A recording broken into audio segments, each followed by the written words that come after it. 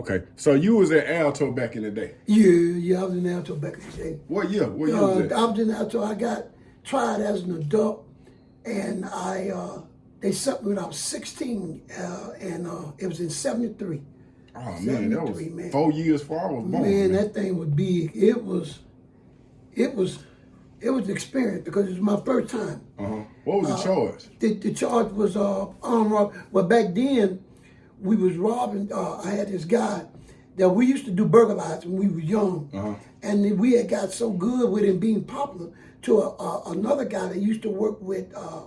He was a news person, and he knew a lot of people. They'd have these dinners, $100 dinners and stuff, and he would go to their house and befriend them, and he learned of their valuables like old coins, stamps, stuff like that. So what he did, he got with me and my partner and paid us to hit these people. And he would tell us what they got.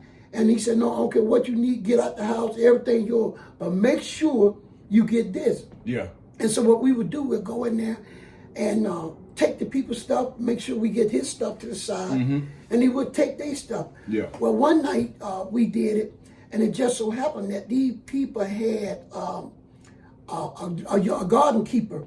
Okay. And we didn't know. So when we had now taken stuff, something told me to turn around. What part of town was y'all in? We was in like up in Buckhead, 7th Street, and stuff like that. And, that was the white folks rich area back then. You ain't had no business over there. No business. And so what happened is the place was so big. I mean, this thing was like a mansion. Yeah. And we thought that the other parts of the house was a house, but it was where his maids and butler and them stayed. Oh man. And so when we getting it, I heard the noise. And something told me to look around. Man, do you know this old cracker had this 12 gauge tipping in them. And man, when I got a chance to get to him, I whooped him. I whooped him. Because I'm thinking about Dr. King. I'm thinking about Malcolm X. I'm thinking about anything because he's the cracker. I said, he's going to try to hurt us. Yeah. And it ended up, it was a bad thing, and they tried us as an adult because they said it was too serious of an act. Okay. To treat us as juveniles. And they bound us over it, man. I caught it, man. I gave it, and I caught it in Alto. How much time did they sentence you to? Well, they gave me, back then they gave me 10 years to serve 4 on probation. Okay. And that was a big sentence back then. Yeah. And man, it was the fighting because everybody was young, crazy, and no understanding when it came to anything. It had to be fights. Period. And then you had, back then, it's not like now, but back then you up in the mountains, Hamersham County. Yeah, Hamersham. Never forget it, Hamersham. Yeah. Well, back then, the white folks used to carry billy clubs. They had billy clubs. So when you got into it with them or a situation, they started whooping you. Oh man, they whoop you. And especially if you try to have some kind of buck, man, they bring you downstairs and right beside the office, and they were chewing tobacco back then. Yeah. Goddamn nigga, bring them up down here. And they had we called a bullpen, which was right next to the office. Man, they would bring you down there, and it was in the annex, so you have to go up a little hard in the, and they don't let nobody, because you didn't move around no way like that. But they made everything on hold, feeding, depending on what time they get you. Yeah. Child time had to wait. Them crackers to get together and talk about it, and they'll come in there and beat you. Man, I got whooped like crazy. And I'm fighting, but I'm hollering, ow! And I'm fighting back. Yeah. And I still got it today. The guys here. Yeah. And other bruises today. And that was back then. And I still got it today. And so once that happened, I got angry. I said, I'm going to get back at them. But then they had me, I don't know if anybody remember, back then they had, your detail was taking care of hogs or cows. What? Yeah, and when you get in there, you have to pull the tuts of the hogs. Because they get the tuts. Man, them things will get bigger than horses. And that's what the thing that tricked me, because when I got on it, you see the long building. So when you go to it, they got this, I forget the name of this tobacco. It was a big plug hood. You have to chew on that to get. I seen it on TV, but you taking me back. Yeah, but you have to bite that plug because it helps kill the odor of the hogs in your nose. Okay, well, so you bite it, so you don't have to smell. Yeah, well, it don't kill it, but it do minimize it because you smelling those tobacco and chewing, but it's in your clothes and it's gonna be in there for a week or two. Yeah, in your skin. So when you open the door, you see little hogs like this. And I'm from the city. So the first thing I say, oh shoot, I can handle this. Yeah. But as you walk down to the thing, they begin to get bigger. Because what they do, if you can help the hog that had babies certain months, you got to separate them. And then the hogs, they put them in their own pen with separation, and then they start growing. So you thinking that you got baby hogs. But you get down there, and their hogs look like Shetland ponies. And this one was growling at me, and I thought about how they beat me. I was gonna get this hog ready, and I slapped that hog with the scrub thing to clean up, and knocked him out. So the other dude said, "Oh, T, man, you done killed him because I knocked him out." Yeah.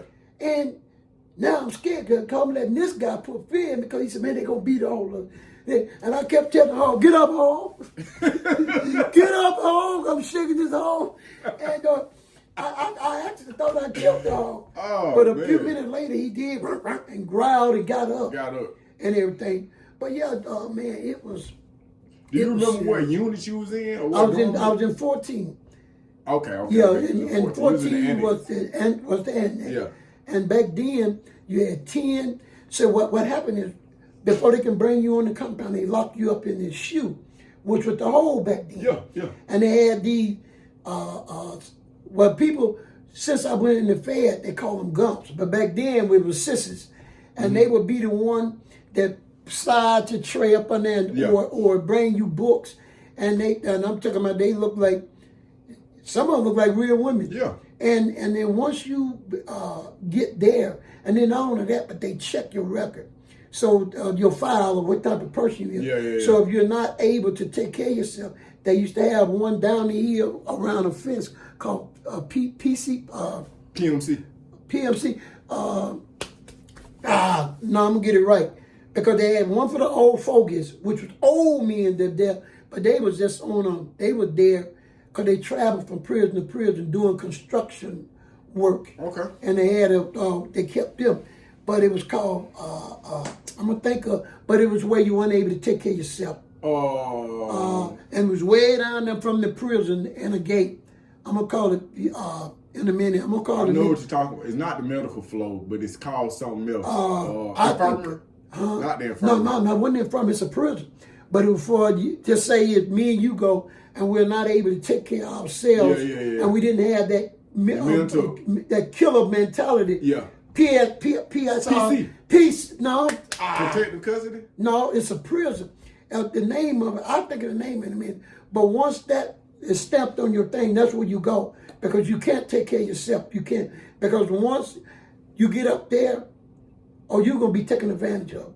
Simple as that. Simple as that. You come and not able to take care of yourself, you're going to be red that night, that day. Yeah. And that night, they were going to throw that blanket over you. Mm-hmm. You had like 3-4 guys, we call them booty bandits back then. Yeah. Oh man, they throw that blanket over you and go to whooping you with boots. Not beat you down and scare you. Yeah.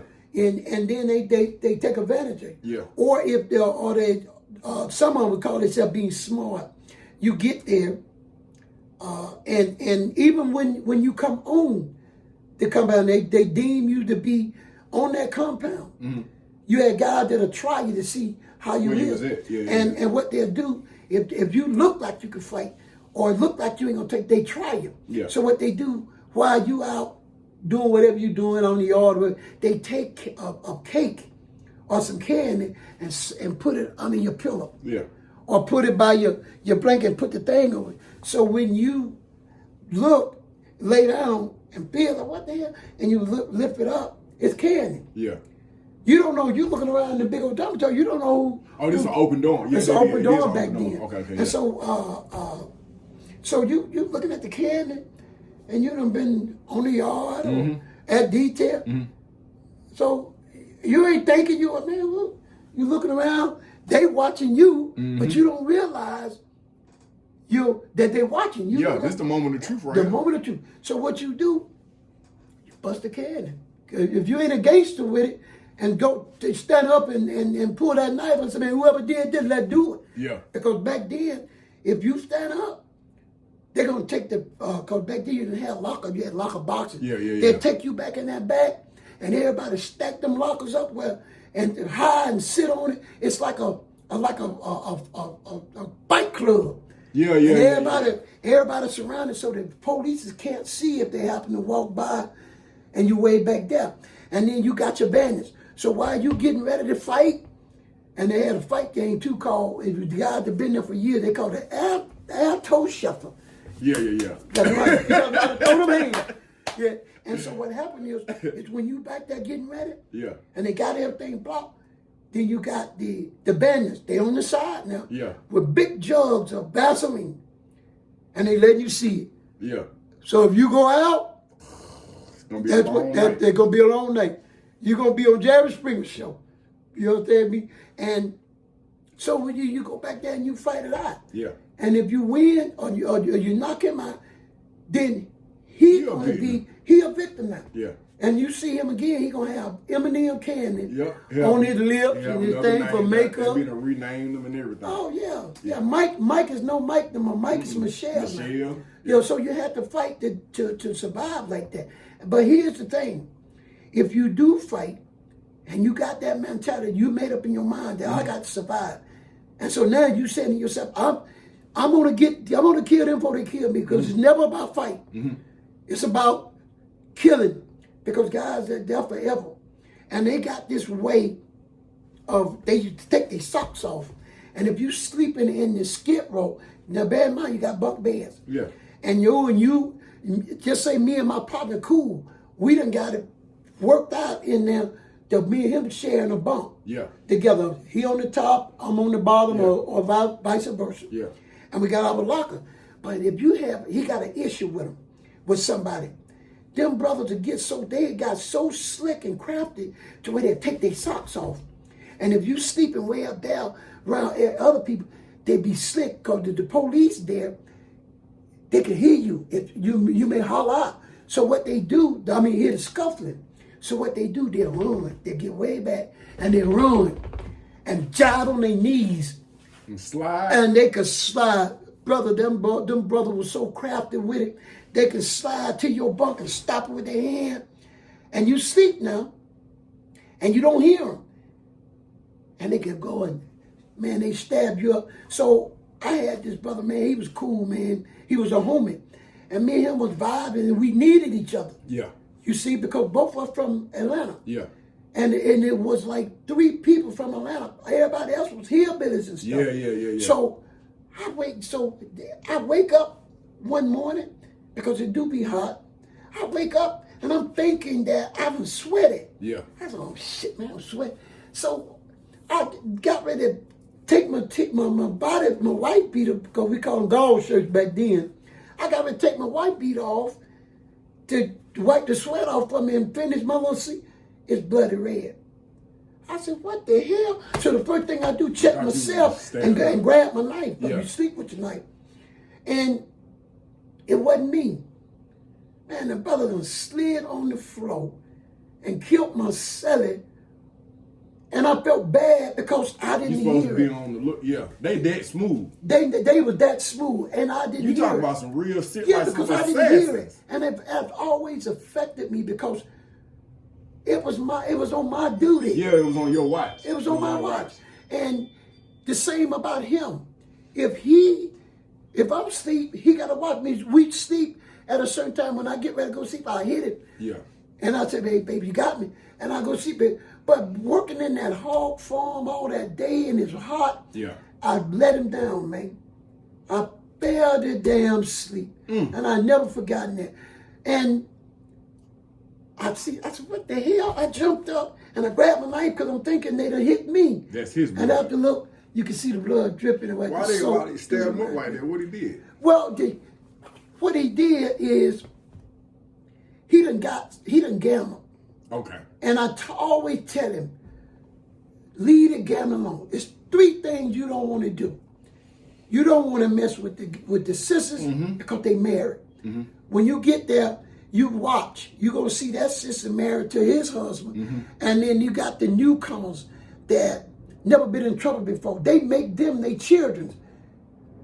Yeah, this guy may be his son, or they done pumped this one out, and he's a little girl, and so that's their daughter. What you mean, son and daughter? They make a family.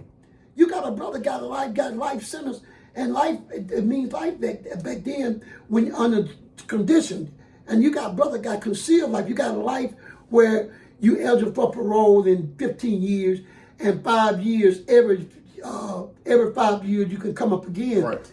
For like 3 times. Well, then you got to conceal. Whereas when you got life, that's what it means. All day. That's all day forever. And so what you do, you get you a wife. You get you get your wife and a lot of guys didn't want a lot of the sisters that was already there because they've been ran through. Yeah. So they look for fresh meat and they make their wife. Yeah. And so once they do that, then they catch a youngster to come in that's green. And you can tell because they nervous. You can see it in their eyes. Yeah. And guys will beat them up and make them or protect them. Say I send you to grab him up, snatch him up, scare him up. So now I'm gonna come and protect him. Hey, you ain't gonna do this. Yeah. I'm gonna pull my big knife out. Yeah. Then I'm gonna bag that. You gonna bag up. So now, hey man, you my son, man. Yeah. I protect you. Yeah. This is what you gotta do. Yeah. And so now this is how I built my family. And man, it was What's the role of the son or the daughter, though? I understand what the role of the wife is, but what the son and the daughter do? What the son and the daughter is just give them peace and give them a chance to live as a father where they know they're not going to be able to do. You know, just say that you in there now for life. And that's it. So what it is that now you know in all reality you'll never have a child because you're in there all your life. Or if you had a child before you got locked up. Yeah. So now you know that you can never raise them because that's where you're here for life. Yeah. So you get an opportunity to experience what it's like to be a dad if you never had it because you're going to watch them and take care of them like your child. And now you got an opportunity to fulfill the part of being a parent that you was taken away from before your child was able to grow. And man, and that's just the way it was. And it was serious. And you have to always, brother, stay on your toes. Because I'm trying to think of that. I forget the name of that little part. What you being in Alto in 74? I went in 73. How long did you stay there? I stayed there 4 years and a half. 4 years and a half. Okay, so besides, because I can just only imagine the trauma. Now I understand why they want you to see so many therapists and psychologists because to have your roommate stabbed up and wake up with his blood on you, not just on your shirt, but really on your hands because y'all was looking out for each other. What are some of the most dramatic or extreme things that you seen besides it? We ain't got to the other prison. Right now we still at Alto. Okay. Well, a lot of things I've seen, it's like, because when you see and you don't see. That's the must. Facts. And back then, people were doing that. The people also were doing it on the street. But it was sniffing glue. I don't know if you ever sniffed glue. But I've heard about it. But back then we had glue called 747. And what it was is that it's the same type of glue that we used to have when we was in elementary school mixing them go-kart. Yeah. I mean, not go-kart, but there was, remember that car? The model car. The model car. Yeah. The bomb in the bottle. Okay, yeah. And it's the glue in the bottle. When you screw it, it's got the brush on it. Yeah. Well, I know exactly what you're talking about. That's called, that glue was thick, and it called 747. That's what we used to call it. Yeah. Because it puts you like you're in a plane. And man, we used to take a bag. It was at the shop we go, but we'd steal some more. And you put it in that bag, and you take a piece of cloth, and put it in that bag and pour that glue on it. And man, everybody could get a chance to snip this, passing it around. And let me tell you something. I got tricked because I'm trying to prove that I'm like y'all. Yeah. I'm a killer like you. Yeah. Or I'm whatever you is. That's what I am too. Yeah. You know, and you can't show fear. And let me tell you something. I fought myself because in a lot of ways I really wasn't. Because here's the thing. I have friends, man, because we always doing crazy stuff out in the street. Yeah. I have friends that will go and come back and tell me their experience. And with my warped type of thinking, I always think, oh, I could have did this. So when I got there, I was prepared mentally, I thought, to handle a lot of this stuff. Yeah. Because here's the thing. My dad, may peace be upon him, he was a countryman, worked hard. He never said he loved us. He didn't know how to say that. He thought that as long as it was food in your stomach, roof over your head, that's telling you I love you. Yeah. And that's it. But as a child, you want to hear that. Yeah, at least. So he never said it. And so people find role models. Like people found Jordan. People found Michael Jackson. Well, back in the day, I used to watch the old gangster movies. And by me being on the sun, my mama used to keep me sharp, looking good but I used to watch these gangster movies, man.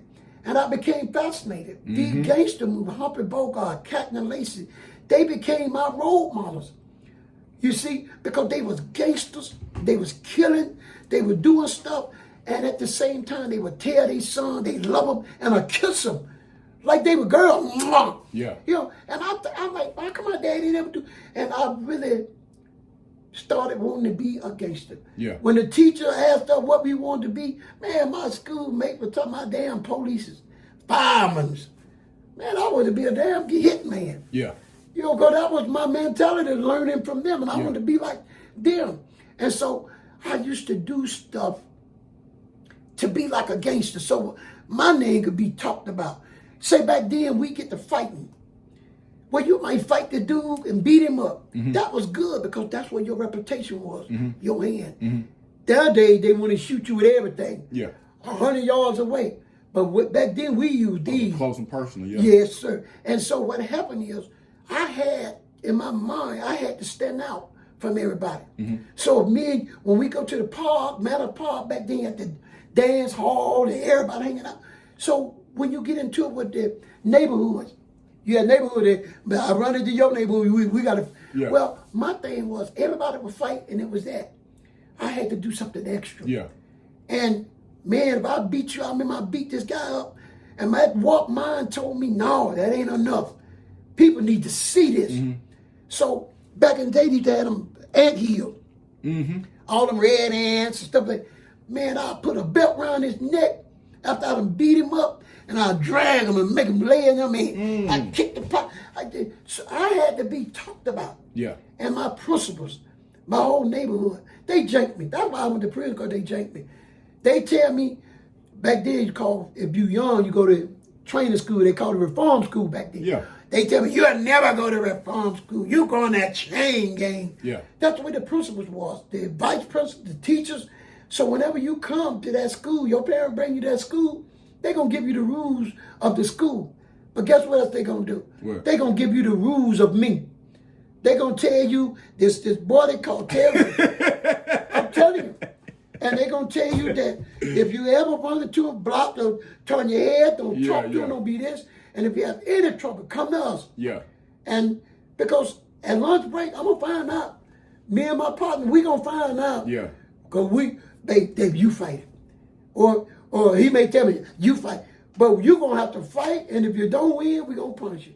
If you fight good, we might make you our Yeah. So going into that played a part, because being in prison, you could do what you want to do out in here, but then you still have to be kind of a little bit lean on certain things, because back then old folks would come to your mama house and they'll try to do stuff to you. But in prison, being in that environment, I was able to do what I want to do. Yeah. with and how I want to do it. Yeah. And so, man, that sparred me, messed me up mentally, because now that mentality is with me. And I've always carried it. If a person do something, I got to do something, and I call it a demonstration. I got to do something that you're gonna. If I don't see you to see your maker, I'm gonna do something to you till you're gonna always remember me. Yeah. You know what I'm saying? You're gonna always remember me. You know. So would you say that after you serve your time, do you think at Alto, you think it made you a better person or a worse person? No, I think worse was already in me. I just needed. It's like a parent watching his son. You know, they growing up, and just say you got this baby beating on this can. Well, a good parent gonna say, "What I got about beating on the can?" They may end up getting a little drum or something. Where another parent is not being mindful of that child, but stop beating on that drum, stop that, and whoop them and everything. But that could be a talent that they got. Yeah. So, and I'm saying that to say that I had that mentality in me from the gangsters, and it was already in me, I guess. Yeah. And so that prison allowed me to understand this how I'm supposed to be. You know what I'm saying? Yeah. That's how I supposed, and it was called my talent. And I'm saying that because like that little boy beating on that can, he end up, that could be a talent, and before you know it again, he in a band making money. Yeah. Well, my being evil, I can say evil now. Yeah. But back then, that was my talent. I say that because, brother, I was good at hurting people. Yeah. I was good. Yeah. You know, and I had got to the point to where when guys would come to me and ask me, say if somebody run off with your drugs or something. Yeah. Back then, and you know the heroin and stuff back then, it wasn't that cocaine as much like that. It was the weed, the heroin, and they would seek me out and tell me, man, I'm gonna pay you to go do. Okay. Yeah. Hey, hey man, I love this. Yeah. And so what I would do, they'll show them to me, and I'll lay back, and they'll show them to me. Now I'm gonna make a example. I'm gonna do a real demonstration, because this brother here, I'm gonna punish him for this brothers. And I don't know, I'm gonna be secure. I'm always have a little job whenever they need me. They gonna call you. And brother, I got this knife, a buck knife. It was the kind that you can open up. I got some string, thread. And I said, I'm thinking in my head, how I'm gonna get this brother. I'm gonna have to hurt him, but I don't want to. The man say he don't want me to take his soul from him. Yeah. So I took this knife, brother, and I took that thread, the little thinner thing of thread, and I threaded that blade so that it won't go all the way in, and I left that much of the king part of it. So when I'm hitting him, I won't make a mistake and it go all the way through him. And I used the whole spool of thread and threaded that knife all the way up to about that much. Where you get that skill? What made you? Why you? Seeing all the stuff on TV back then, and you want to be better than them. So let me ask you this, because I have a tendency when I'm dealing with the kids that I deal with, I be blaming the rap music for a lot of the stuff they be doing, but here we talking about a time where it wasn't even no rap music. Wasn't no rap music back then. The rap music back then for me was, like I said, watching them gangster movies. Cagney and Lacey, come and get me and cover, and then letting you know. And not only that, but that gave me the strength to never be fearing anything. And then like back in the day, the old guys would be out in the park getting high and stuff back then. And I used to go, and they used to run me and my partner off. So what happened is, one day we went down there, and there's one guy named James Willoughby. Okay. Everybody was scared of him because, man, he was good with his hand, and he would fight anything. And so he tried, they played a trick on us one time. So the other brother told me and my partner, and my other partner, 3 of us at the time, he said, man, Jane Willoughby brother died, man. Why don't y'all go there and say, man, that y'all you saw that brother died, stuff like that. But it was not a fact. It was a prank that they were playing on us. So when we go and say, Jane, man, we heard about your brother, man. We saw. I'm gonna cut this up. So we go and we say, Jane, man, we sorry to hear about your brother. He jumped up and he was drunk. And see, back then you had good brothers that was mean, and they could be good brothers, but when they drink, they get crazy. Motherfucker, what you say about my brother? So everybody, me and my partner, looking at each other, and when he, motherfucker, I this, and when he went at them, they broke and ran. And he was tall dude, way older than me back then. Mm-hmm. But when he come to me, I throw my hand up. And I know he gonna skin me. Yeah. But I didn't show the fear. Yeah. And he said, I like that one. And he hugged me. And I was the only one could come around the old heads back then. And I remember the police come down and come down on them because everybody at the park getting drunk and getting high. Well, bear in mind that the city jail back then, if you get locked up, you can get out the next day. Or that Fulton County, Fulton County, Decatur Street. And they had the bonds across the street. But now bear in mind, a lot of these brothers back then was bond jumpers, wanted, had warrants on them from different states and everything. So when you went to the jail, older guys, man, used to be scared because the jail back then didn't have computers on it. Jefferson Street, which was on Bankhead. That was a county jail. It had the computers. So if you get locked up, you have brothers walking around, dog, that might have had 10 bodies. Yeah. And they were from another little state or country. But there, if you get locked up, depending on what it is, if it's not a real serious case, the judge will throw it out or give you a fine or whatever it may be, and the guy get out and catch out. But if you get a case and they give the judge just a little bit of doubt, he'll bound it over. So now you got to go to the county. Yeah. Man, I've never seen so many grown men cry like babies because they knew it was it for them. Because once you get to that county, they run your fingerprints and jump on the computer, you hit. So back then, if you admit to a crime you steal something. I said, man, I steal something. Police get me, they finna grab you too. I said, no, he wasn't with me. Yeah. Well, back then, they used to honor that. They just locked me up. Yeah. You know, through the years, they didn't change that. Yeah, they'll get everybody. But they'll get everybody. So back then, we all getting high. They let me get high with them, making me mess with drugs. I'm doing everything. I'm feeling like that dude, man. Yeah. You know, out there had a movie called Goodfellas, where they raiding this young boy. Yeah, he ended up being a red at the end. Now, that wasn't me. Yeah, yeah. But the way that they was treating him and everything, that was me. And so when the police hit and finna lock all of us, they just know they had it because they come from everywhere. Yeah. In that park. And when I took that charge, I said, this is my stuff. I'm getting them out. That police got so mad and not the white man. They wasn't that mad. The brother, the police, the black police, you know that ain't your damn shit, you little motherfucker, and hit me and trying to make me say every day else. Yeah. I held fast. Take me to jail. I'm in my I'm in my home with both of them on there. Hey, you take me to jail.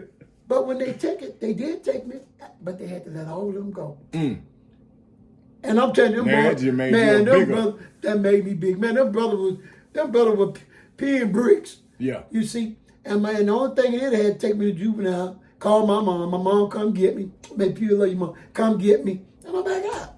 And my mama she found out about it. She said, everything happened, your name always be the first one. And she called herself gonna deter me. She would come down there where I'm at with them guys. Brother Buck, she would whoop me. How you think my mama was crazy? Man, I thought she had bipolar. I ain't never seen anybody whoop you like that and talk to you at the same time like that. Yeah. But she would whoop me in front of everybody. And then whoop me all the way home. I ain't talking about a lick there, a lick there. I'm talking about she would whoop me like a slave master whooping a slave. Yeah. And she thought that was going to stop me. Yeah. And any parent would think that would stop their child after that whooping. As soon as she went to work, I right back now. Right back at it. Making a joke out of myself. And that's just always been me. And so that has always been a part of me. That's why when I mess with you, I mess with you. And I'm gonna go all the way out with you. If I don't, and I'm a people person, so I'm always laughing and smiling. But I used to get away with the smiling because you thinking I'm smiling and laughing, but when that light go off, I'm finna really do some damage to you if you ain't able to get out of it. Yeah. And so that's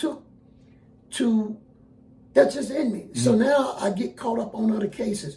And so what I did, instead of selling drugs, I was like watching the gangster movie. I became an adrenaline junkie.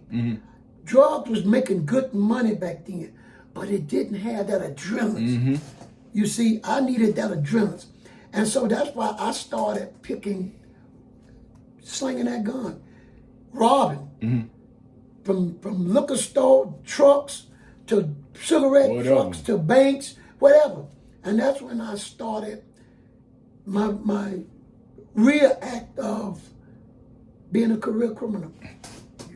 Okay, so let me ask you this. While you was at Alto, did you ever, because when you went, you was 16, right? Yep, I just turned 16. My partner, he was 15. Finna get ready to turn 16. Did you ever go to school? Was education ever a factor while you were there? Well, first of all, I went, but it was because of the requirement, and school I just never been, I don't know, man. My sisters, true story. My sisters, my two older sisters, man, they smart, and they was like popular, and this is the funny thing is, I stayed right across the street from the school, elementary school. Yeah. I can walk out of my front yard and our street and the school right there. What part of town was it? Bankhead. So when you born and raised, you from Bankhead? I'm born and raised, but hey, Grady baby. Grady so baby. the elementary school that you go to is what elementary school? Grove Park Elementary School. Okay. And I stayed right in front of it. Okay, so when you lived in the house, you lived in an apartment? We stayed in the house. You stayed in the house. Now, is it mom and dad in the house, or did mama? Mom and dad. And my mom and my dad was together for 52 years. Wow. My dad was a truck driver. Okay. And my mom was a nurse. She was an LPN. Okay. And so therefore we was able to. Y'all had a decent income. That's right. And we had, I don't know about how to miss a birthday, Christmas, or any holiday. I don't know nothing about that. I remember a guy got mad with me one time because he thought I was trying to be better than him. Because he was talking about, man, you remember when we did them syrup sandwiches or sugar sandwiches? Yeah. I said, mama, I ain't never did that shit. We always had meat in the house. Yeah. Now, if I ate something like that, it wasn't because it wasn't no meat. Yeah. It was because that's something I just wanted to try. Yeah. But we've always had food, man. And as I gotten older, I never really realized it. And that's why I feel, as an adult today, I feel, let me say this, I really felt messed up. Yeah. Because as a child coming up, you hear your parents, and you see them, and you do stuff, but guess what? You didn't. Yeah. You feel me? But when I got older, I was in the joint before I got out, and I don't know what hit me, but I went to laying up there and I was thinking, my friends never had birthday parties, family reunions, stuff like that coming up. You never thought about it, but we had family reunions. You had a real family. Well, I had a real family. And my family had got to, and I was James Brown, big brother. Can dance? Oh my God. Yeah. What? Yeah. I was James Brown. Yeah. You couldn't tell my way. Yeah. But at that time. It's like James Brown did some time at Alto too. Yeah. Matter of fact, I stayed in the same one of the same units he was in, and it felt like a privilege to do that. But it had it carved on the wall. James Brown. With James Brown, and when he got there and all that, and I used to always look at it, man. Yeah. But like I'm saying that, you never thought, and this is and I think this is a problem for children today, and for the parents, is that they did everything in the world for you, but you can't see it. You're so caught up with other things that you can't see the greatness that your parents was trying to provide for you. But I was laying up there and I went to thinking, man, all of a sudden it hit me. I said, well, I'll be damn. I said, my parents really was taking care of me. Yeah. You know, I started thinking, my best partner, he dead now, may peace be upon it. I said, I ain't never seen his family have, and that was my second home. I can come to the end of my backyard, jump on my fence and over the his fence, and then in his yard. Yeah. That was my second home. I never seen them have a family reunion. I never seen them celebrate like Easters and stuff. It was just, but I thought about it. I said, man, my parents did all this. And at that point, I won't lie, man, at that point, I really felt like shit. Yeah. Because they are not here now. And I can't say, man, I'm sorry for this and that, because y'all was catching hell trying to make sure we was all right in every aspect. Yeah. And I kept giving y'all, and I'm going to say it like this, I kept giving y'all my ass to kiss, man. Yeah. You know, and it messed me up. And so I want to do better now, but I got to try to do better. But in my heart, I know that I can still trigger. You feel me? Yeah. And it's because it's like a part of me, like in the fair where I'm just getting from. I just gave you Crocker 30 years, man. And my counselor said that, and I didn't know this. See, you got different levels. You got camps, mediums, and you got lows. And a lot of people go to those camps, they never seen the real action, because those are camps that's showing a chance of getting out again. Whereas then they got the USP where they sent me. And that's where you stuck. That's where when you get in there, they got names for certain ones. Like the one they sent me was called the Thunderdome. And not only in the Thunderdome, meaning that thing is rocking. It's rocking. And the mentality of everybody, it's called cars. You got guys that's shot callers, and he got cars, sprunkies. Yeah. And the whole place is built like that. And I walk that's why I can talk the shit I talk, and I can poke my chest out, because I walk them compounds without being in a car. So you was considered to be a civilian? I was an outlaw. And my thing was, because man, from my days of coming up, the crimes I've committed, the crimes I've seen other people commit, and we talking about both getting money and hurting people. So I know that these people's in this prison here, because when I first come in the Fed, it was totally different than it is right now. What year did you go into the Fed? I got busted in 94. I got busted in 94. So let me ask you this: the time between you got out of Alto, what year? It was like in I got out of Alto in 1977. Okay, that's the year I was born. So then, what do you do when you get out of Alto? What's your life like? Well, my life was confused, because in my heart, I'm saying that I'm gonna try. I'm gonna get a job. I'm gonna do this and do that. Yeah. It's just like when you go to jail. You can go to jail for 10 minutes, and the first thing you did, you beating yourself. Hold on, man. I'm gonna just and in all actuality, you really want to do this. Yeah. You really. So when I got out of Alto, I really wanted to enjoy life. I really wanted to do this, but it's like learning to fight. You done taught yourself to fight. This is the fight you've been fighting to take care of yourself. Win, lose, or draw, this fight is how I fight to take care of myself. And so when you get out, it's like a trainer finna teach you another way to fight. And you finna try to, and you learn in that fight that this other trainer teaching you in hopes of being able to be successful in the street, have a good time, be in the street. But as you try to get a job, the job may not be paying nothing, or you get caught up with your friends. In other words, that street come back to you.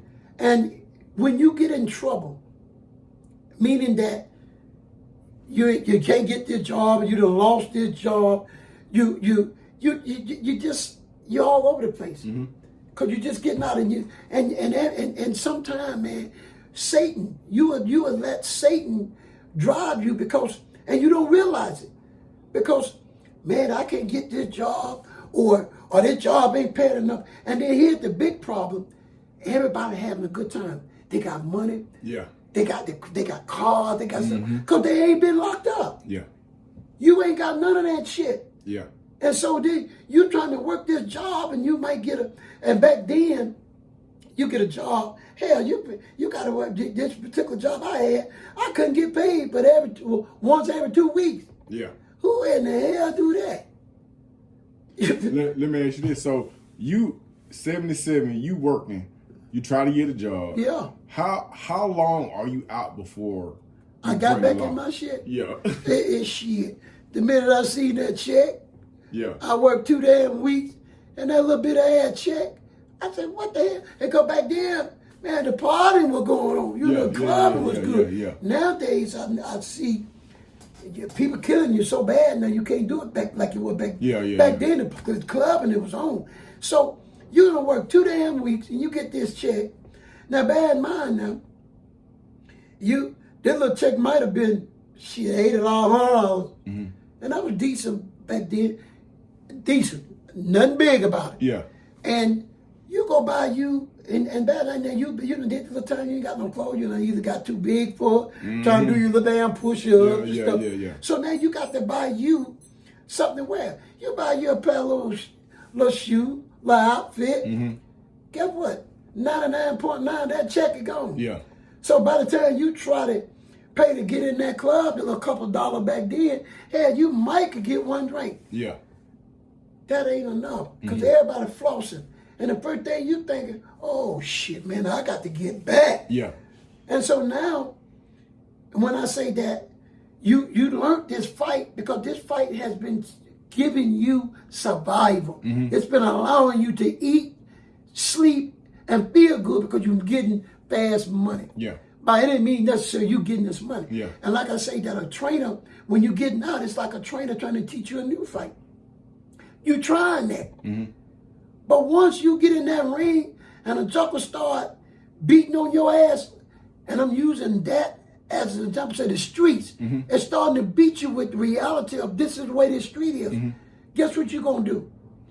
You gonna say, man, fuck this new training shit, trying to be honest, trying to work a little job, because it ain't coming. Yeah. You know what I'm saying? I'm far behind. So guess what I'm gonna do? I'm going to put down this new fight that this trainer trying to teach me. I'm going to go back to what's been allowing me to live. And I go back and I'm back doing wrong.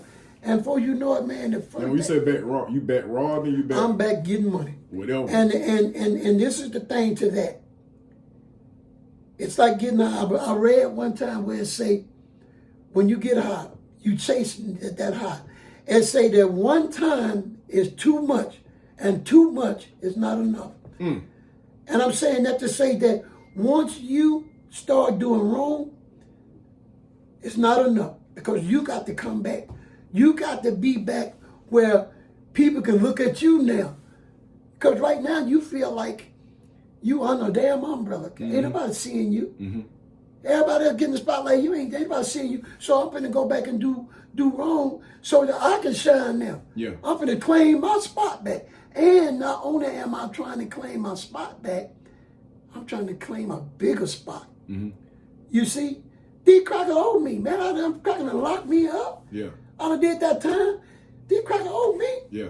I'm gonna get me. Yeah. So now, and I never forget it. The first damn thing made me get back in the room. I went to this liquor store, and I bought me a little half a pint, because I couldn't get a pint. I bought me a half a pint of this damn Seagram gin, naughty head.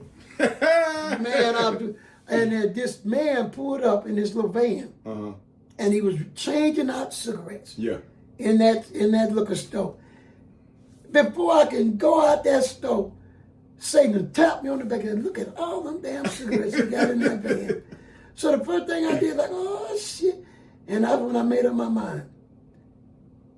Wrong, here I come. I stared out there and waited.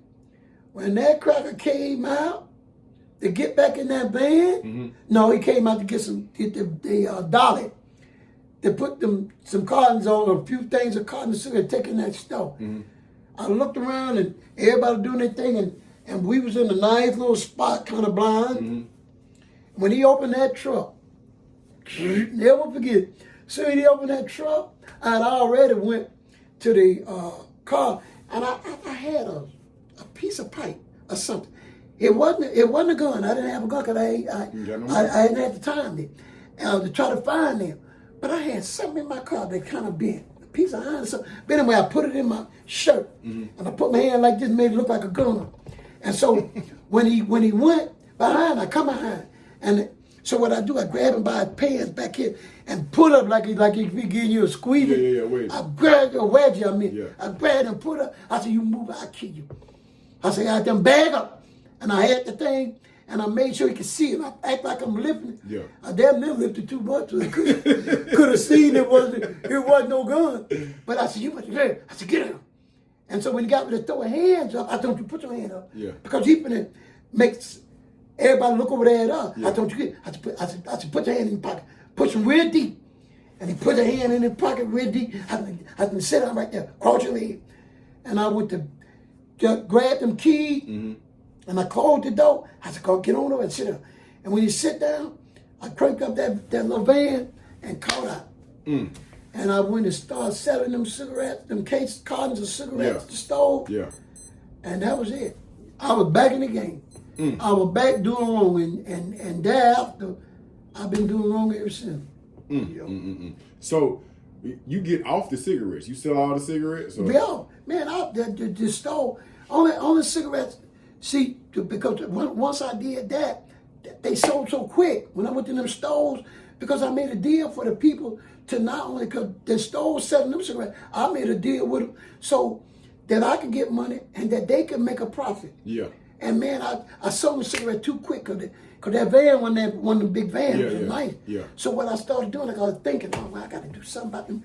And that's the thing. So what I did, I found out where the cigarette place was that produced cigarettes. It was in Macon, Georgia.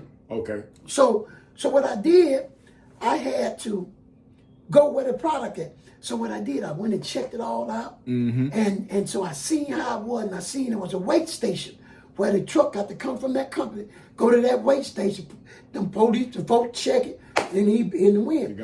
So what I do, I checked it out. I went and took me a car, and I got me a, and see back then, you know, we was players. We call ourselves players. Yeah. Every player or every man got him do anything for you, broad. Yeah. You know what I'm saying? She gonna do anything for you, whether she and I've had some beautiful, fine women. But anything I tell them to do, if I just run in that wall, they're gonna run in that wall. Yeah. And I can tell them after, why the hell you running that wall? Because you told me. Yeah. You see, because they had that low self-esteem, and I knew how to be that, you know what I'm saying, that thing for them, because they needed motivation. They needed inspiration. And even though I was giving it to them wrong, I was giving it to them. Yeah. You see? And I learned too, as I got older, that those women are called codependent. They just need a man. They don't even need the man. They just need a damn shirt that belongs to the man in their house. Yeah. And they feel complete. Yeah.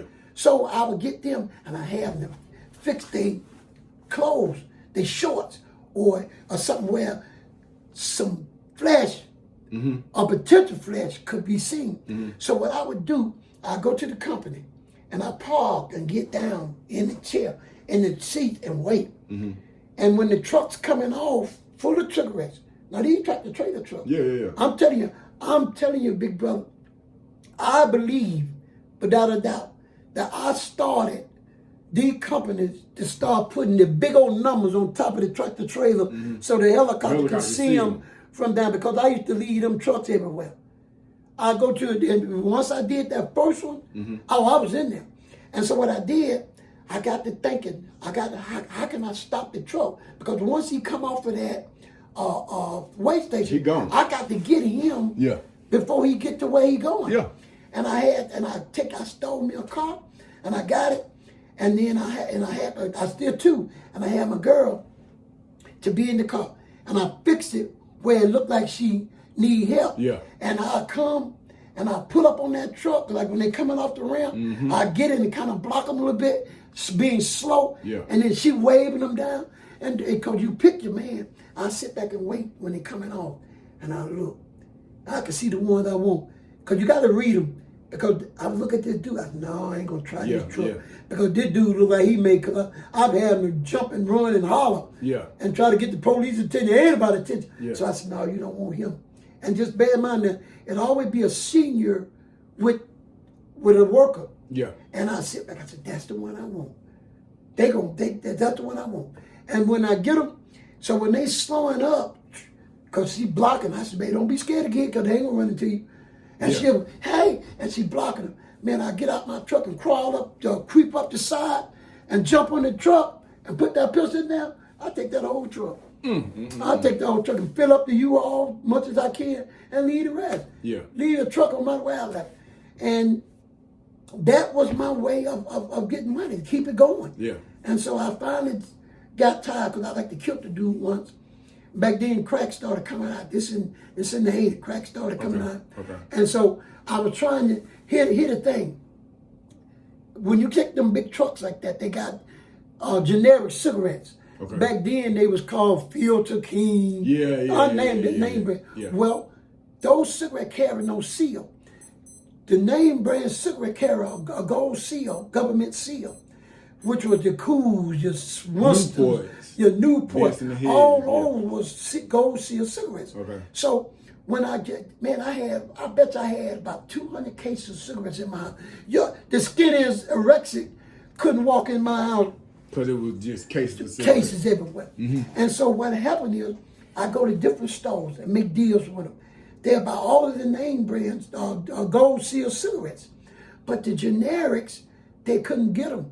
And I asked the man, why? He said, because there's not a seal on them. If the inspection come in, and they see them with no they seal, can make accountable for all them cases, because they got the seal. They can come up with whatever. But how could they come up with an excuse for all them cases of cigarettes with no seal on them? So they wouldn't take them. And so now I found myself have to stay up. I was like a dope boy. I had to stay up all night long. I go to bootlegging houses, gambling houses, to the mall, set them shop up and set cons out there and make deals.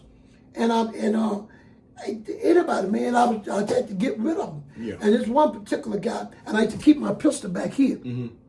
So when I argue with you or misunderstand, I could trick you. I say, hey man, look, you whoop whoop, we argue, whatever it may be. And I said, man, look, man, you don't want to do this, man. And I get them with that. I have to get them all the time. Look, man, even when they're gambling, and they were trying slick stuff around there, this how you get them. Hey, man, look, you don't want to do this, man. We ain't got the arg, man. We ain't got the this. I put my hand, look, man, I'm telling you, man, don't do this. And then they thinking, come now, you done got them. They thinking you just talking, that's your expression, that your hand just, So by the time, man, I'm telling you, you don't want to do, when I get ready to do this, they think my hand going here, I done come back here and came up with it. And handle my business. So this guy kind of got kind of small with me. He tried to handle me like I was, and like I say, now I'm back in the game. So don't you do nothing to make me feel like I'm a sucker. Don't you do something to make me feel like I ain't that dude. And the way I was trying to make him a deal, And the way he tried to handle me, give me the I'm sick, man. You know the way he was talking and acting. Yeah. Man, I'm doing you a favor. Yeah. And you finna handle me like, I said, look at man. I said, man, you. And when I got ready to go back, my girl said, oh, baby, don't do it. Because she knew me. Yeah. And so I said to myself, you know what? This is it. I'm not going to ever take no more product, no matter what I can get, and try to sell it, because I'm going to run into this kind of stuff. Yeah. So what I told myself, I'm going straight to the money. And that's when I started getting banks, my own companies, Home Depots, stuff like that. Yeah. I go straight to the money. So now I ain't got to worry about nobody getting spoiled out their mouth. I'm going to go get this money, go spend it like I want to spend it. So we out of the cigarette game, and now we getting to the wind. You never tried to sell drugs. No, because it was slow. I did it one time, and I just did it just for the hell of it. And the only reason I did it because I made a deal with a guy. I had back then it was seals and robots, like a seal was like. And me and my partner, we and like I said, I got good, man, doing that. Man, I used to get burglarized. I got so good that I knew what like the burger bar doors. Yeah. I used to get in them. I'm gonna show you now. You had two kinds. One kind I couldn't just get in like. Well, you know how people got these burger bar doors back then, and it was pretty. Yeah. And the way they put the key at, it was gold. The little cup was gold, like the way you put the key. Yeah. Well, then you had the other ones where the lock was inside it. Yeah. Those are the hard ones. You can't get to them. Yeah. But and I stumbled up on it. Well, you can get a screwdriver. And I fake like go in people's yard and knock on the door and stuff, make sure anybody look. I could take the screwdriver. And what you do, you take the screwdriver and hit it on the side and pop that. Yeah. That little pretty gold cover will come off. And once it come off, guess what? You got the gut of that lock. You can see the lock like this. You can see the little thing. And you take your screwdriver and pull that down, pull this out the way, and open the door. You see? Yeah. And so that's when I knew that I could, do what I do. But man, let me tell you something. Taking that money, man, direct money, it's a high. You selling drugs, it's slow. And like I said, I did that for them guys, and they gave me some weed and stuff along with money because they were short. And because, like I said, I broke in his seals. But I didn't have to go in the door. I took the screwdriver and scraped the sides of this big window. That black out of that hole in the window. Yeah. I scraped all that out, and I fixed it, and I kept turning it. And you want to take your time because you don't want to break the window. But the way the traffic was, because the car was towed to the street, and the way the traffic was, and they kept the light on in there. So in the window is so pretty as far as clean. What part of town you in? Bankhead. Right there, right there at the fault. Used to be a good Seals. Right there, right before you get way down to the Kmart. Yeah. And so what I did, I get my partner one end, I'm on the other end, and we just, at the bottom, I'm on this end, and we just kept doing this after we done scraped all this stuff and pushing the window over. As I'm trying to push the window so it can come out a little bit, I had him taking the screwdriver, going from the bottom up and get it out of there. And we were able to get that whole window and lay it to the side. Cars stopping at the red light, they passed it. They never thought that place was being burglarized. Because once we did, we ran here for a few minutes. Yeah, just to see what was going on. Make sure the police wasn't out of the alarm or something. So it didn't. We cleaned them out. Back then, they had the component sets, TV, sales, used to sell all that kind of stuff. Yeah. And we cleaned them out. We took all that stuff and hid it behind this building, behind people's houses. Yeah. And go find us a car and hot wire and come back and, man, we get our stuff out behind and go sell it. Yeah. And so, like I said, I made a deal with some guys. They couldn't pay me everything, so they gave me weed with it. And so, with that being done, I'm trying to sell the weed and everything. It was selling, but it was slow. Yeah. It didn't give me that But let me show you, when I get that pistol, man, and step in them places, my heart, get out! I'm in control. Yeah. I'm in control. And that's a high. Yeah. man, this is hard to tell you get, you know, Yeah. and so I couldn't say a drug because I didn't get that high. Yeah. I needed to lay down. I need to stand up on the couch, do what I want to do. Yeah. This place is mine today. Mm-hmm. And that's why the folks, when they finally got me, they charged me, because you got different levels. You got bank robbers that come in and get the little money out of the cash register. Mm-hmm. You got some show notes, Mm-hmm. but they had me classified as a takeover. They classify you, and they had me classified as a takeover, and that's when the time start getting big. Yeah, get different. It get big. Everything shit different now. Yeah. When you going in there, passing a little note, Mm-hmm. getting that little money right on the top, they call that playing softball. Yeah. But when you go in there laying them down, like they did, like the agents told me, you are no longer in a softball field. You play hardball. And that's the way they bring it to you. That's the way they bring it to you. And like I say, hey, let me tell you this. Now that's true now. I felt not only what that adrenaline there, and you knowing you getting this money, you get to a point that it ain't even about the money, it's about the control of it. Man, I used to get my sack and tell my partner, let's go. And I tell them, come on. And I'm guarding them to people, and I'm telling them, hurry up. You know, because we have had moments where we stayed 5 minutes, but you don't want to stay but 3-4 minutes at that top, because you're going to have some company. Yeah. Come on. And I'm telling him, and he get. But let me tell you something. I used to take that bag of money, and soon I touch it, I start pooping, passing gas.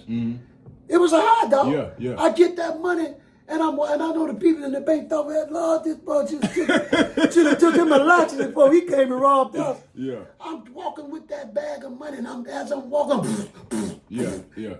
it just the adrenaline that had me pass gas, counting that money, touching that money. Yeah. And so that was my hustle, man, until I finally fell down.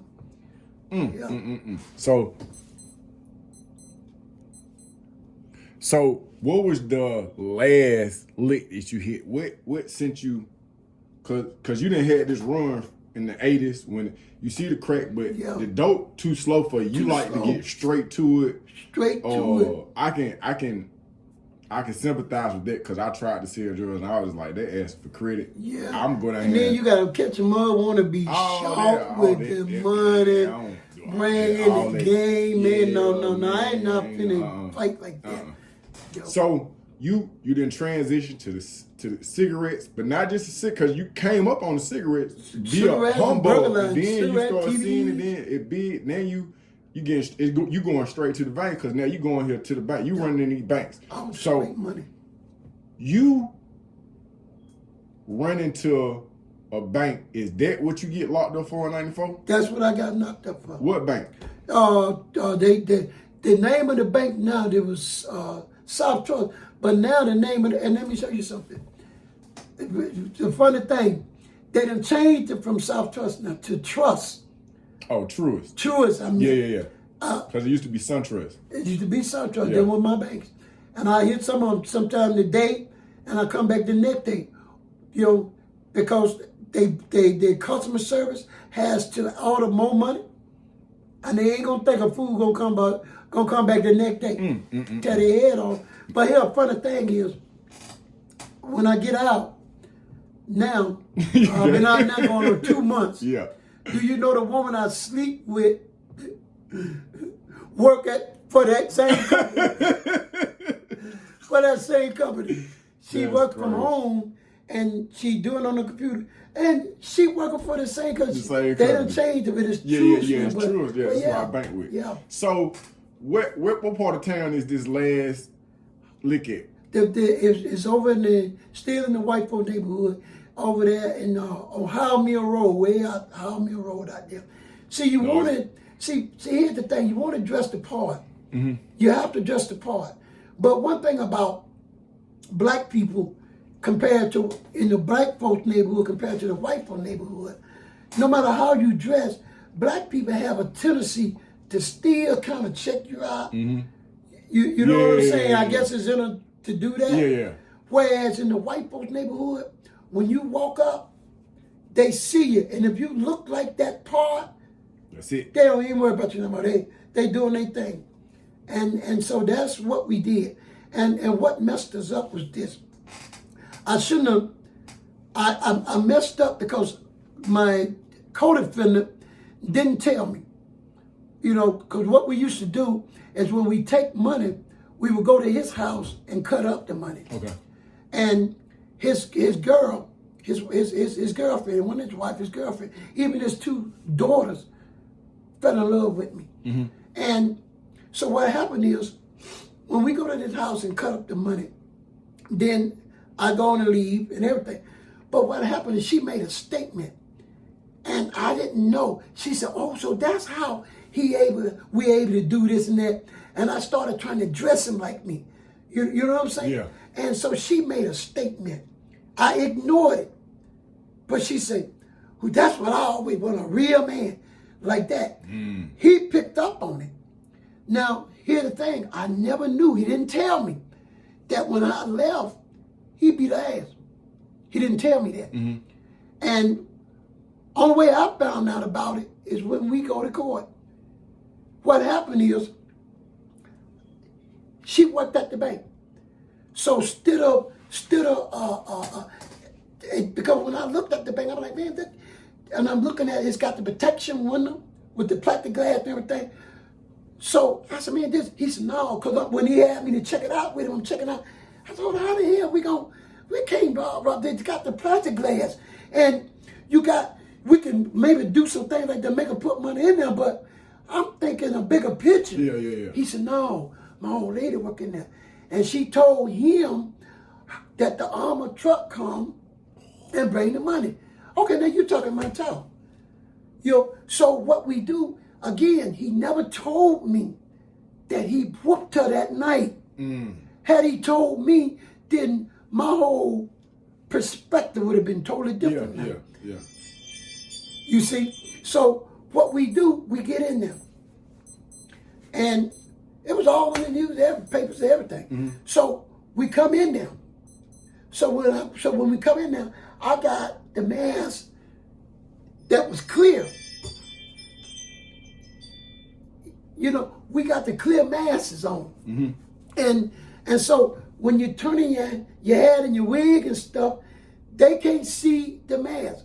And another thing that I always did, that you always want to do, you want to put something on you that make people beam in on it. In other words, like the wig I had on.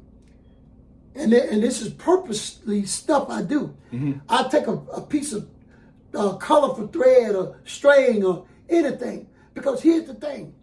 People can look at you and want to identify you, but they be so shocked or be so scared or whatever till they can never get you right. You know, I've had people say, well, he was reading the stuff where he was way about 150, when in fact I was 225, 230. Yeah. But so what you do, I take a string and tie it on my wig. And so when you coming in and you doing your thing, people want to remember something to tell the police. Yeah. They want you caught, they want to remember something. So instead of them looking at the gun and stuff, they try to grab something they can know that they can remember. And they beam in on that. And it don't even be relevant for real. Yeah. As me as a robber don't think so. They beam it in on that pink string is on my wig. Yeah. So when they tell, well, he had on they had the pink string, and they want to hurry up and tell that. Yeah. Because that's what they remember. You see? So when we now go I in, see why you federal. You ain't state, you federal, because your mindset to even think like that. Where you get why is your mind work like that? Because I always wanted to be the best of whatever I did. Okay. I want to be the best of whatever I did, and I'm not. And even when we was young coming up, I always wanted to be better because I didn't never want to settle. I was raised and I took it and did it the wrong way. My mama used to keep me sharp when I go to school, first day of school, all this. I used to tap clothes in my pants, man, that looked like my friends in school. And my mama, I don't know if you remember back then, they had them big ass patches. Oh, You yeah, iron yeah, them, something yeah, on. yeah. She would iron them back, iron patches on. Because I wanted to look like them, but I also wanted to uplift them. Yeah. Because if I look like them, they'll listen to me, they'll follow me. Yeah. And then when I start giving them something bigger, psychologically, I had them. Because I had to get them to listen to me in order to feed into their greed to have them to go to a different plateau. Gotcha. You see, back then, I had a friend, like I said, he used to go to the Kmart and stay out there all day long, pushing people buckets for him, for nickels and dimes. May I push the bucket for you, please? And to their car and stuff. I did that one time. I said, no, this is what we going to do. Instead of us pushing these buckets, we're going to go take the stove. You see? And that's the mentality I had. So what happened is, like I say, he beat his girlfriend up. And I would have took a different perspective had I known that he did that. So we come in there. Well, we in there setting up. I got everybody on the floor lining up over here. I got everybody lined up over there. And I got the women behind that counter, behind the plat, to put their hands on the wall like this. You know, and I gave them the spiel. I don't know how much they believe, but I told them that this pistol, I got the right bullets, and I tear that hole up. Yeah. I go to bulletproof vest, everything. Yeah. Keep your hand up there. You're going to go home tonight. Yeah. So they got the hand up. Everybody lined it up. I put him over here because when you come in the bank, they got them little fake little flower trees, shit like that. So I'm down there waiting, and he wait. Well, we see them coming. So what happened is the truck comes in, like this is the bank. This is the bank right here. This is the street. Well, the truck comes down, and he turns halfway in. He don't come all the way in. He come halfway. So in the event that anything happened, he can shoot on. Yeah. And they got another guy that gets out, survey it, and he comes to the bank. He come in the bank. And I guess he make men with the president in there, let him know. And they said, well, okay, everything cool. He come out and tell the truck to pull up in there. Well, my job, I was waiting on it. Soon he come in there, I'm finna lay this food down. And we finna get this money. But what happened is, this food telling her to do something the way his signal was, she bagged up. She would not help us. And he finna mess her up because now he making it look like she got something to do. He jumping up, arguing, but she would not help us. And what happened is, that was her way of getting back at him. Because he hadn't beat him. Had beat up. Had beat up. And so with her getting back at him, that puts me in the line mouth. And now I'm getting, and then after we get in there, get busted, and then and I got the bigger time because this man, I had a friend once that we did a job one time, and some people take the job real serious. They not only do they have the registered gun that the company give them, but they also had a personal. And this one guy went down and got a pistol from his sock, from his leg, and shot and hit one of my partners in the butt. We were still able to get away, but it tore his butt up. Tore it up, 44. And I always had that in my mind. So when I told this other guy, this big fat guy, to get down, he's looking at me crazy. And I know that sometimes people do be shocked. So I've had people to laugh. I had managers that laugh, but it wasn't a funny laugh. It was funny, it was shock. And I had to slap one upside the head with the pistol to bring him back. So when I'm telling this big cracker, he taking his time. But it wasn't that he was taking his time. He was fat. And he was trying to get it where he can go down. And I'm in my mind, I'm thinking this fool finna reach in his sock. So I started putting that pistol on him. Bop, bop, bop. And he's screaming and hollering, and everybody's scared. And one lady peed everywhere. So, but we was able to get out and get away. But we went one way and he went the other way. We come all out the woods and everything, and he ended up, and like I said, we wasn't able to get the truck, but I wasn't leaving empty-handed. So I told them women, I picked that one, and I told her to give me everything, because I got to be careful with 20s, because the 20s are the ones they put them dive bombs and tractors in. I've had that experience. So I told her I want every 10, 5s, and 100s. And she went to pushing that, I'm going to kill everybody out here. So she went to pushing that money from each one she go to. And I told her, don't give me no money that's got the band around it. Because if it's some money with that band around it, that's the track money. And one thing you always want to remember, if it don't bend, it won't spin. And I'm saying that to say that once they put that tracker, they put a stack of 20s like this. It could be maybe $5,000 worth, but they cut it and put that bomb in it or that tracker. And they set the other money on top of it. Then they glue it. Then they staple it and they put the bands over it. So when they give you $10,000 worth of money with the band on it, that's track money. Yeah. But one lady, she was so scared that she did put it up there. But here's the thing. I grabbed it and bent it, and it was good. It was good money. So when we get it, that killing time as well. Because I ain't leaving without nothing, man. Yeah. So we got to where we going, and I told him, I said, what we going to do? We're going to get some of this money, and we're going to come back and get it. We're going to bear it right here. Because we got the money in the damn pillowcase. Look at a big-ass pillow. We're going to bear it right here to give us enough to play with for the day, and we're going to come back later on tonight and retrieve it. This motherfucker was being slick. He was being slick. When I went my way, he came back and got more than he should have. Yeah. And the police happened to see him somewhere. Happened to see him.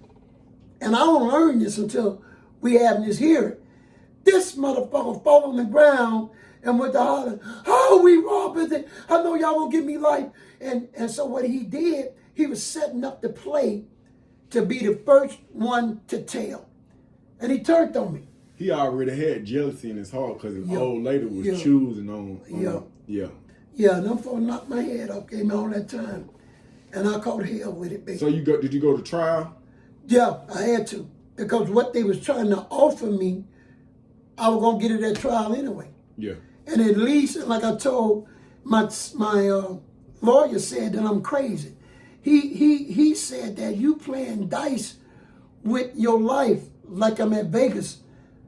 And they had me to go see a psychiatrist because they said I don't seem to understand the significance of the case. Yeah. But what I told that cracker is that you don't understand. I'm not going to lay down in nowhere except in 40 and 50 years of my life. Yeah. Telling you, give it to me. Oh, hell no. You got to do your job. At least when I lay down, I can say they tore my head up. They gave me all this time, but I can always say I fought. Yeah. Man, I was around brothers, man, got life that never fought. And I was around brothers that got life and never sold a dope. Never did. That you was the dope dealer, but they were just hanging around you, reaping the benefits. Yeah.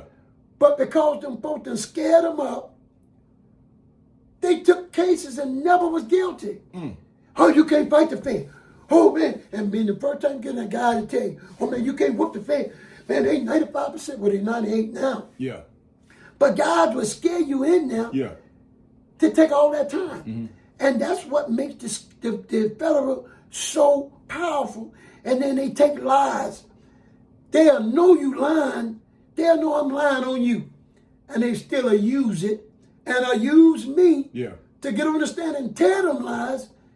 And you're going to lose. You're going to get all that time. You know? And so when they put me in there, man, let me tell you something, brother. I went back to the alto days. My understanding was zero. I just allowed these people to take my life from me because this food told on me. I'm wrecked. And so now, anything and everything, I'm talking about inmates. I'm talking about CO. If you don't come correct, I'm going to check you. Yeah. And that's what made me have to do all of this time because I lost my good time. Meaning that with just say with the 35 years, that means that you get good time, which is 2 years off. You know? Yeah. And I killed that by slinging that knife. Yeah. I got me a knife, called it a bone crusher. Back then they would call it bone crusher. Everybody had to have one. Everybody, man, the little knife was all right, they got. Yeah. But that bone crusher, something different. Tap around your hand, oh man, this is a different ball game. Yeah. And so I lost a lot of time and I had to do all that because of him, man.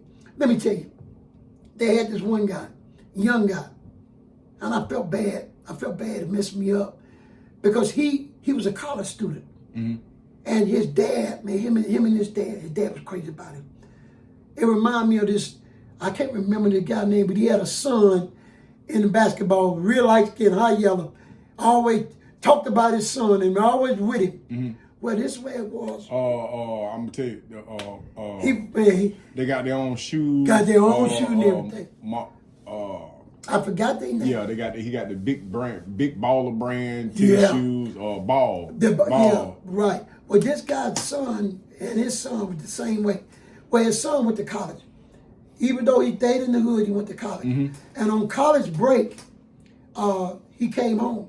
And his friends, he trying to prove to his friends that he was still hood.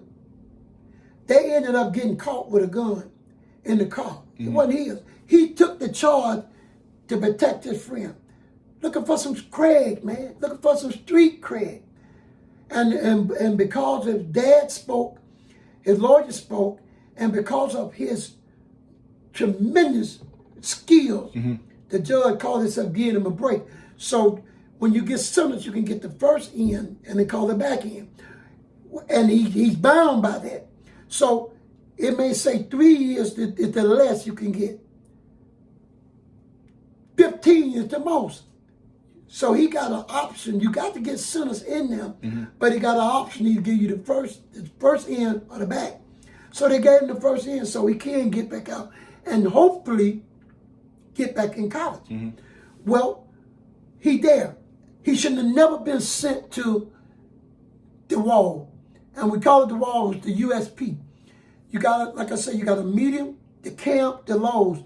Those are for inmates that not that violent, not that treacherous, and they got a chance to get out again. Yeah.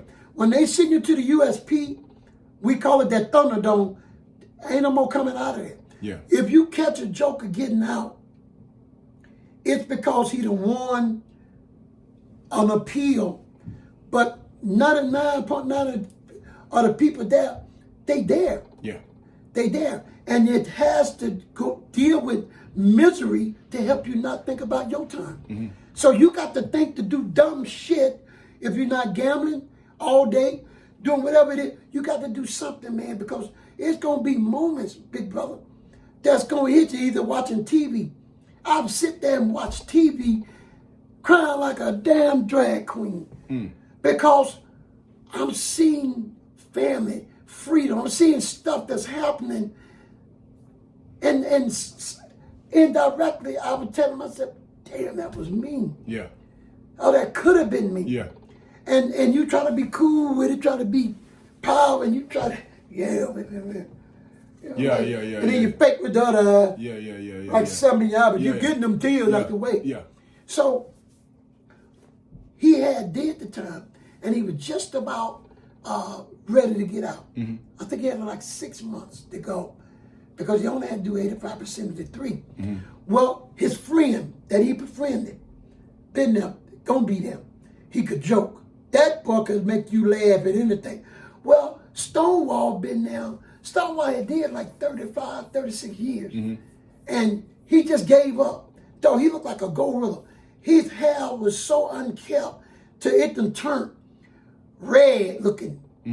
And psychologically, he was messed up, but he was dangerous. Oh, he didn't put that. He didn't kill 2-3 people there. Yeah, yeah.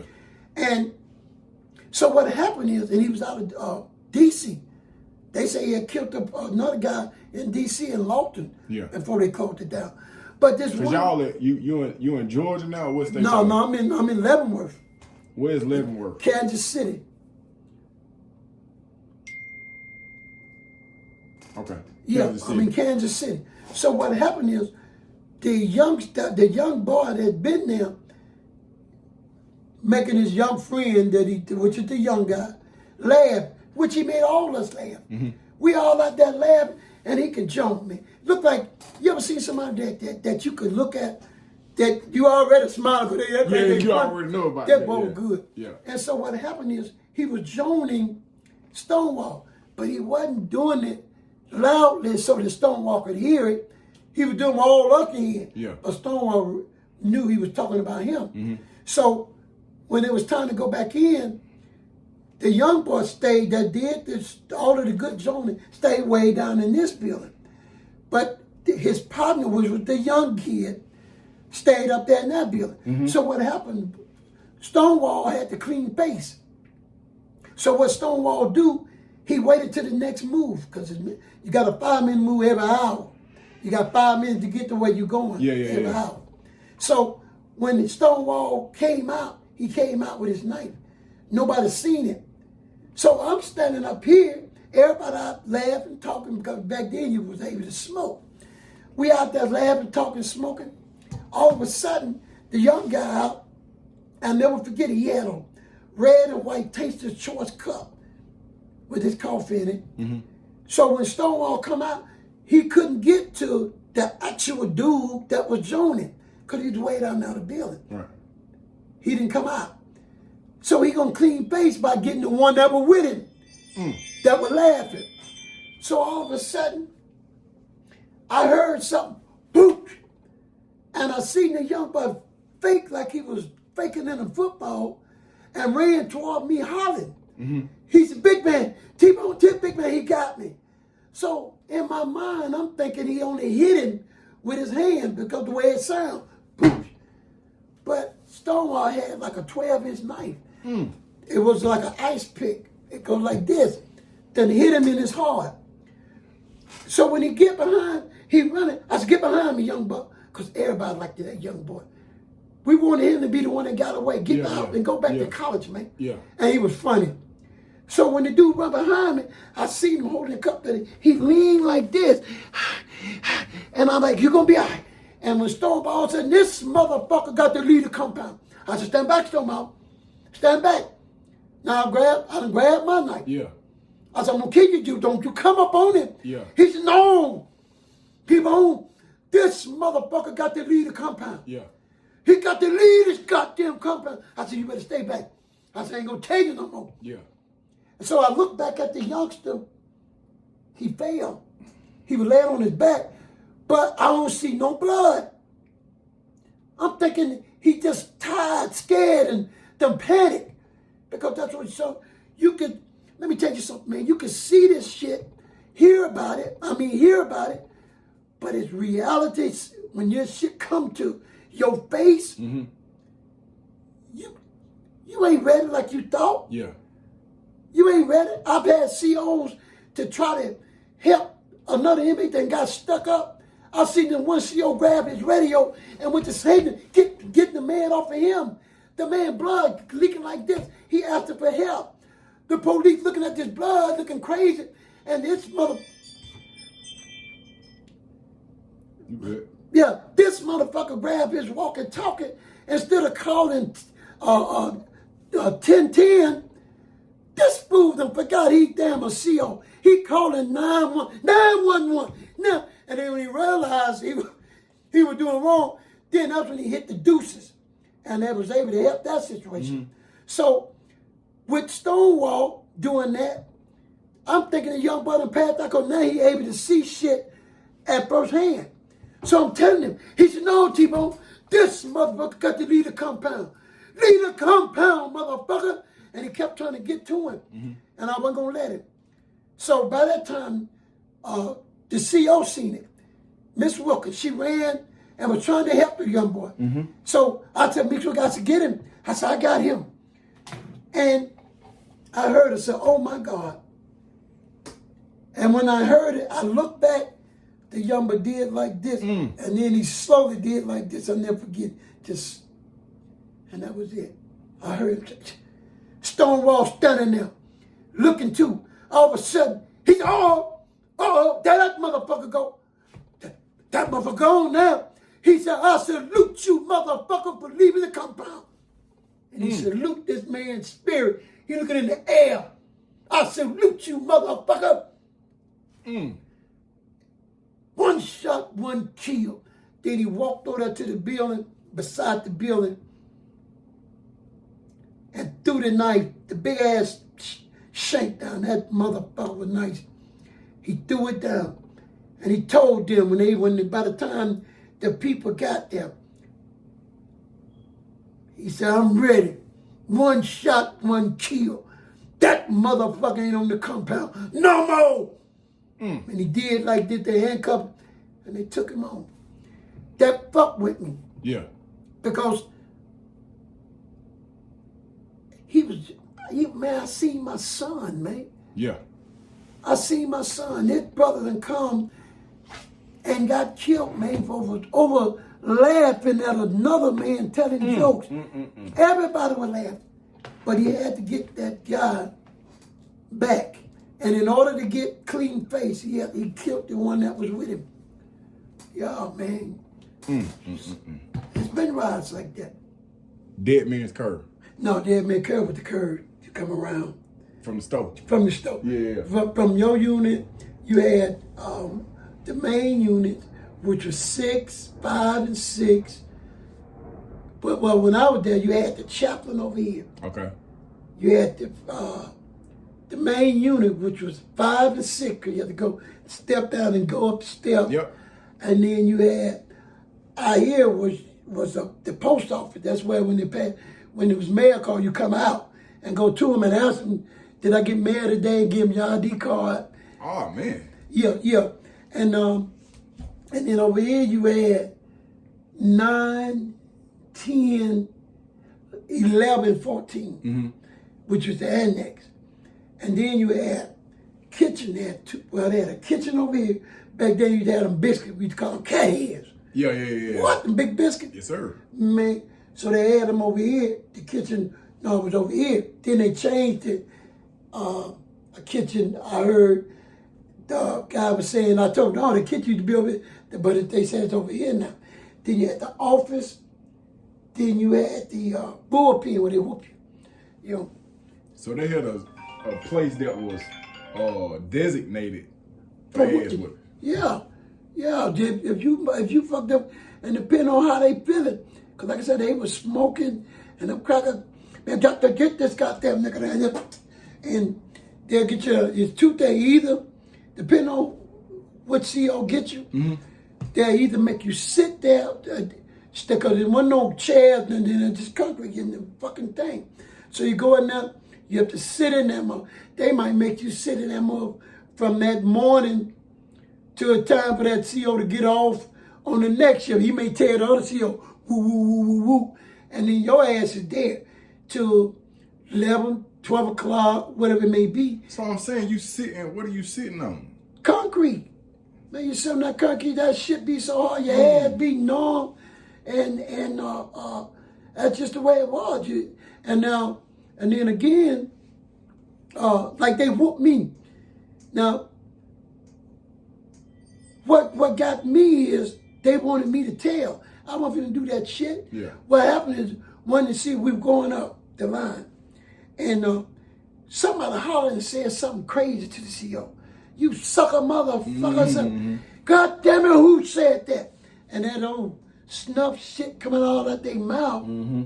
And Bullet Wood, that's the name of the goddamn tobacco, Bullet Wood. Okay.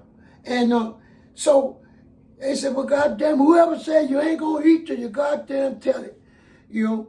And when everybody told him he can go to hell, and he get in my face and talking that crazy shit, I said, man, I'm not telling shit. Ain't no goddamn, and that ate him up. Yeah. Because they want you to film. And they took me down there. I stayed down there about an hour, about 2 hours. And they came and they put that stick on my head. Yeah. But I tell you what was messed up. Mm-hmm. I remember I was telling you about the glue. Yeah. Self. Well, what happened is when you snort that shit, man, you in another world. And I got tricked because, like I say, I was trying to play smart. Well, I seen the guy snort that shit. One guy, hey, I seen him snorting it and the bag doing like this, in and out. Mm-hmm. So I'm thinking that they doing it with their nose. You know, because the bag going in and out like you're breathing. So I said, well, yeah, what I'm going to do, I'm gonna goddamn trick their head. Mm-hmm. They going to think I'm snorting it out my nose, but I'm going to do it with my mouth. Okay. That the trick I thought I had on them. Man, I went to snorting that, I'm breathing that shit, and I'm trying to make it look real good, and I'm breathing hard, trying to make the bag look, so I'm really trying to trick him. Yeah. And then the other guy mashed because like I say, you put a rag in there, and you put the glue on that rag inside the bag. So you mash that bag, the rag loosen more fuel. Mm-hmm. I'm breathing, and I'm thinking I'm getting away with it because I ain't doing it out my nose. They think I am. Man, that shit got me high through my mouth breathing. Oh my God. Man, I jumped up hollering and went to acting crazy till I finally got where I got kind of used to doing it. Mm-hmm. And I tell you what messed me up. This one guy, he was a booty bandit. Okay. And when he got high, he ready to do something. Yeah, he finna smash. And he smashed this crack. I never forget it, man. This old white man didn't have no legs in a damn wheelchair. And they gave him a limit. He could get 2 sticks and do it. Man, this dude, the guy, and he's, man, shit. Man, I ought to get me some. Shit. And he go to fighting, suck on his arm, get them, man, you know. And everybody looking at him laughing, because it's funny. Yeah. Because the other guy knew him. I ain't never got out with this motherfucker. Yeah. So I'm checking him out, and I ain't tripping because I got my other blanket. Yeah. So he done went over there to the white guy, and it must have happened before. Because the white guy, hey, man, no, man, please, man. Please, man, no, please. And the white guy trying to lift up. Yeah. Man, he slapped the shit out the white guy. So I got ready to say something, but, oh, man, it's a cracker. I ain't gonna say nothing. I sit back, and I'm freaking out. Everybody laughing. Other guy laughing. Bo did it. Get him, Bo did it. They want to see this shit. Man, this motherfucker snapped that cracker, man, please. Shut the fuck up. Snap this cracker again. And with the tech snatching the clothes, because they had it playing. Fold up. Yeah. Man, he's snatching the clothes off. I'm freaking out on this motherfucker. The cracker, man, please. Man, he done snatched the cracker leg, clothes off, and snatched the little box off and get him. And it made me feel so bad for the cracker.